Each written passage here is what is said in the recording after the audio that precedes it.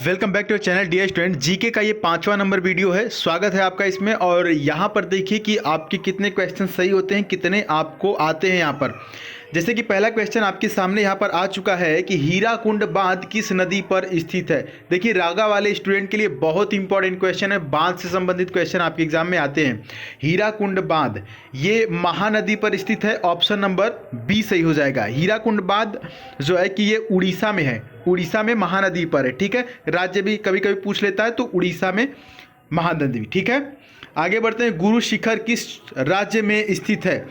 मैंने बताया था, आप कमेंट बॉक्स में कमेंट करके बताइएगा कि गुरु शिखर जो है वो किस पर्वत श्रृंखला की सबसे ऊंची चोटी है। कल की वीडियो में मैंने बताया था, अगर आपने देखा होगा, ध्यान से सुना होगा तो पता होगा गुरु शिखर किस पर्वत श्रृंखला की सबसे ऊंची चोटी है। मैं आपसे ये क्वेश्चन पूछ रहा हूँ।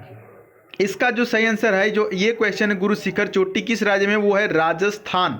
राजस्थान में है। ठीक है, चलिए आगे बढ़ते हैं अगले क्वेश्चन की तरफ। बनिहाल दर्रा भारत के किस राज्य में स्थित है। काफ़ी इंपॉर्टेंट क्वेश्चन है यहाँ पर। बनिहाल दर्रा तो ये जम्मू कश्मीर में है। भारत के किस राज्य में है, जम्मू कश्मीर में पीर पंजाल पर्वत श्रृंखला में ये 2832 मीटर की ऊंचाई पर स्थित है।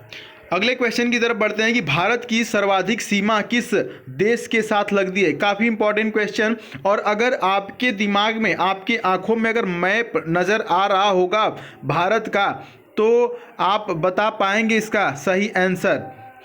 इस प्रकार से जो कुछ इधर का मैप का नक्शा है, यहाँ पर है बांग्लादेश। ठीक है, यहाँ पर कुछ बांग्लादेश है, ऐसे इस प्रकार से। ठीक है, तो बांग्लादेश की जो सीमा है वो सर्वाधिक लगती है। ठीक है, क्यों लगती है सर, क्योंकि जो इधर से भारत का ऐसे मैप जा रहा है तो इधर से भी टच होता है, बकिया ये पूरा ऊपर का टच होता है और इधर साइड से भी टच होता है।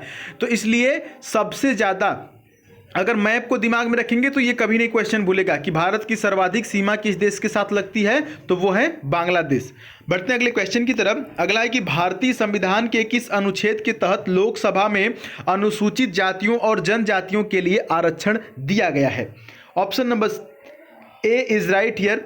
330 अनुच्छेद 330 के अंतर्गत अनुसूचित जातियों और जनजातियों के लिए आरक्षण का प्रावधान किया गया है। अगला है कि निम्नलिखित में से कौन राज्यपाल को उसके कार्यकाल से हटा सकता है। राज्य विधानसभा, सांसद और राष्ट्रपति, इनमें से कोई नहीं। क्या सही हो सकता है। देखिए ऑप्शन नंबर सी है राष्ट्रपति।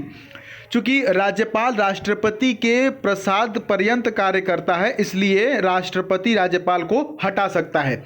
आपको नहीं पता होगा तो मैं बता दूं, जो स्टेट होता है ना, राज्य होता है और एक केंद्र होता है, सेंटर होता है। तो राज्य और केंद्र के बीच की जो कड़ी है वो होता है राज्यपाल। ठीक है, राज्यपाल जो है वो राष्ट्रपति को राज्य में हो रहे सभी चीज़ों का वो बायोडाटा देता है। जो राज्यपाल होता है वो राष्ट्रपति के प्रति जवाबदेही उसका होता है। ठीक है, तो इसलिए राष्ट्रपति जब चाहे, अगर उसको लगे कि ये राज्यपाल इस राज्य के लिए सही नहीं है, सही से ये डेटा जो है हमारे पास नहीं सबमिट कर रहा है, तो राष्ट्रपति राज्यपाल को हटा सकता है। अगला है संविधान का अनुच्छेद 123 किससे संबंधित है। तो ये काफ़ी इजी है, ऑप्शन नंबर ए हो जाएगा, राष्ट्रपति के अध्यादेश से। राष्ट्रपति जो है अनुच्छेद 123 के अंतर्गत अध्यादेश जारी करता है। इसको हमने कैसे याद किया था सर, 123 इसको नहीं पढ़िए, इसको पढ़िए 123 अध्यादेश जारी। जैसे बोलते हैं ना, जब बच्चे ग्राउंड पे दौड़ते हैं रनिंग करते वक्त, आपने देखा होगा एयरफोर्स वाले बच्चे भी दौड़ते हैं, और जो खास करके मैं स्पेशली बात करना चाहूँगा, जो आर्मी की तैयारी करते हैं बच्चे, वो लोग जब एक साथ दौड़ते हैं 100 मीटर का, जब वो लोग रेस करते हैं अपने में, तो बोलते हैं ना 1 2 3 गो, 1 2 3 गो। तो ऐसे आपको याद करना है 1 2 3 अध्यादेश जारी, 1 2 3 अध्यादेश जारी। तो 1 2 3 जो अनुच्छेद है उसके अंतर्गत राष्ट्रपति अध्यादेश जारी करता है। कभी नहीं भूलिएगा, आज के बाद बहुत इंपॉर्टेंट है, कई बार एग्जाम में देखने को मिला है। अगला है कि निम्नलिखित में से कौन सी भाषा संविधान की 8वीं अनुसूची में नहीं है। निम्नलिखित में से कौन सी भाषा संविधान की 8वीं अनुसूची में नहीं है, तो वह है फारसी। ऑप्शन ए फारसी भाषा जो है वो 8वीं अनुसूची में नहीं है। भारतीय संविधान में संशोधन का प्रस्ताव किस देश से लिया गया है? तो जो भारतीय संविधान में संशोधन होता है वो प्रस्ताव किस देश से लिया गया है? तो ये दक्षिण अफ्रीका से लिया गया है, ठीक ना। तो भारत की संविधान में जो भी संशोधन वगैरह होता है वो लिया गया है दक्षिण अफ्रीका से, संशोधन का जो नियम है, ठीक है। नेक्स्ट क्वेश्चन की तरफ बढ़ते हैं। बहुत इंपॉर्टेंट है कि संविधान की 8वीं अनुसूची में कितनी भाषाएं हैं? संविधान की 8वीं अनुसूची में कितनी भाषाएं हैं? तो याद रखिएगा 22 भाषाएं हैं संविधान की 8वीं अनुसूची में। कितनी भाषाएं हैं? 22 भाषाएं। आपसे इतना ही पूछेगा, आपसे वो ये नहीं पूछेगा कि उन 22 भाषाओं का नाम बताइए या उन 22 भाषाओं में कौन कौन सा है। लेकिन आपकी जानकारी के लिए मैं बता दूं कि 22 भाषाएं जो हैं वो हैं हिंदी, सिंधी, संस्कृत, संथाली, मैथिली, मलयालम, मराठी, मणिपुरी, बांग्ला, बोडो, पंजाबी, नेपाली, तेलुगु, तमिल, डोगरी, गुजराती, कोंकण, कश्मीरी, कन्नड़, उर्दू, उड़िया और असमिया, ठीक है। तो यहाँ पर इतने 22 भाषाएं हैं।